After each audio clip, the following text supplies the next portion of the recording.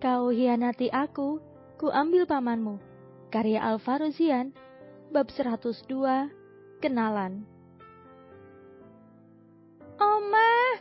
Pekik Satria saat melihat omanya dari kejauhan lalu berlari mendekati.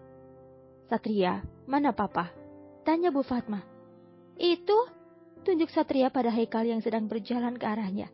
Terlihat jelas Bu Fatma tersenyum karena Haikal selalu menuruti kemauannya. Ayo pulang, Ma. Ajak Haikal saat sudah dekat mamanya. Nanti dulu, sini. Tarik Bu Fatma mendekati Anggi. Anggi, ini kenalkan dulu anak tante Haikal. Haikal, ini Anggi, anak Bu Wati, teman mama. Cantik kan? Ujar Bu Fatma tersenyum. Iya, cantik. Jawab Haikal dengan nada yang terdengar malas. Kenalan dulu, Kal. Ujar Bu Fatma lagi. Haikal. Anggi ini lulusan S2, Kal. Dia anak baik, cantik lagi.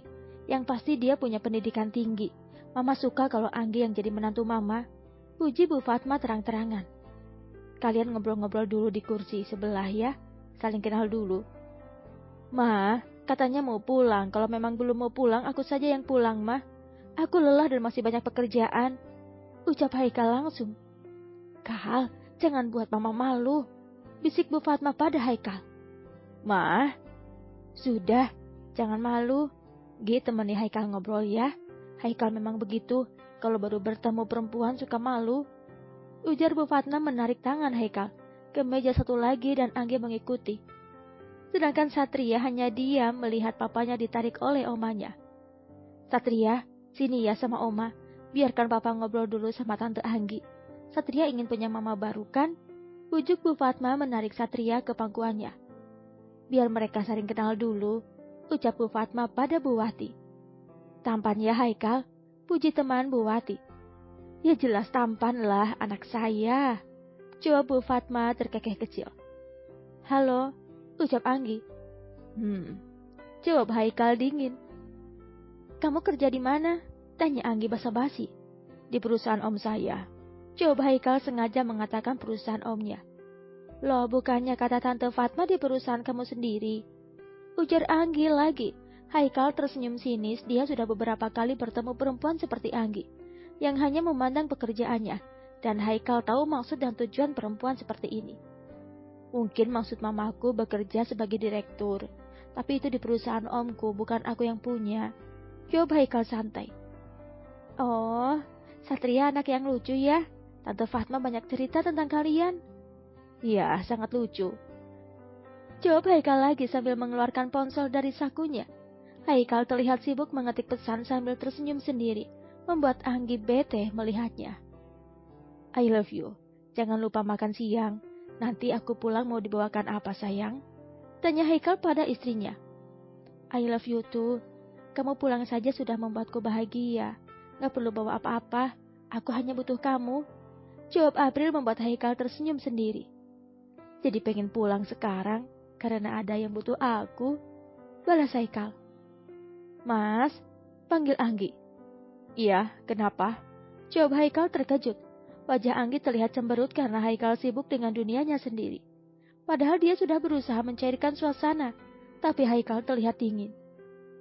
Mah, masih lama. Kalau iya aku pulang duluan, Mah. Ada urusan penting. Ujar Haikal. Jangan. Gi, pulang diantar Haikal ya. Ucap Bu Fatma, membuat Haikal terkejut. Dia tidak mau terlihat bersama perempuan. Takutnya ketahuan April. Meskipun itu tidak mungkin, tapi Haikal harus menjaga hatinya. Mah, antar dulu Angginya, Kal. Nanti kamu baru ke kantor. Tapi Mama gampang. Nanti bisa pakai taksi sama Satria. Jawab Bu Fatma tersenyum, membuat Haikal sedikit geram pada mamanya ini. Mah, aku tidak bisa. Kal, seberapa penting urusanmu itu? Antar sebentar saja. Lagi pula rumah Anggi tidak jauh dari sini. Kekeh Bu Fatma. Haikal tahu mamanya tak ingin dibantah. Seberapa kuat pun Haikal menolak pasti tidak akan bisa. Akhirnya Haikal mengalah. Satria sama Oma saja ya, biar Papa sama Tante Anggi. Ucap Bu Fatma. Tidak, biar Satria bersamaku, Mah. Tadi dia juga pergi bersamaku. Aku sudah ada janji dengan Satria sore ini. Tolak Haikal tegas.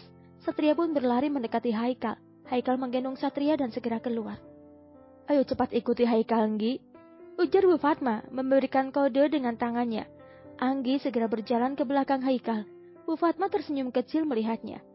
Bagaimanapun Haikal menolak pasti akan luluh juga. Mengingat selama ini Haikal selalu patuh padanya, pikir Bu Fatma.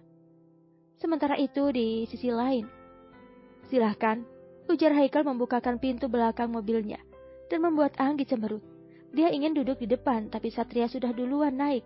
Jadi mau tak mau dia di belakang tidak mungkin mengusir Satria. Terima kasih, jawab Anggi lembut. Dia berusaha bersikap lembut pada Haikal. Di mana alamatnya? Tanya Haikal. Jalan Mawar nomor 3, sahut Anggi. Hening tak ada suara, hanya sesekali celotehan kecil dari Satria membuat Anggi bosan. Serasa dia sedang menaiki taksi. Mas, bisa mampir di toko buku dulu? Ujar Anggi mencari alasan agar dia lama bersama Haikal. Maaf, saya ada rapat penting sekarang. Jika kamu ingin ke toko buku, saya antarkan. Tapi saya langsung pergi. Jawab Haikal sedikit ketus, membuat Anggi bertambah kesal. Bukan jawaban ini yang diharapkan. Ya sudah, langsung pulang saja. Jawab Anggi kecewa. Haikal fokus mengendari mobilnya dan masuk di kompleks rumah Anggi. Di depan, minggir ya mas, itu rumah pagar hijau. Haikal meminggirkan mobilnya. Mampir dulu mas. Tidak, saya harus cepat pergi. Jawab Haikal. Anggi segera turun dari Haikal langsung pergi. Sombong sekali dia, padahal aku sudah berusaha bersikap baik padanya. Kalau saja bukan karena mama yang ingin menantu kaya, tidak mungkin aku mau mendekatinya. Meskipun tampan tapi sombong. Ojeh Anggi sambil berjalan masuk ke arah rumahnya. Haikal ingin mengajak Satria ke rumah April. Dia ingin mendekatkan Satria pada April dan Vino agar mereka akur. Bersambung.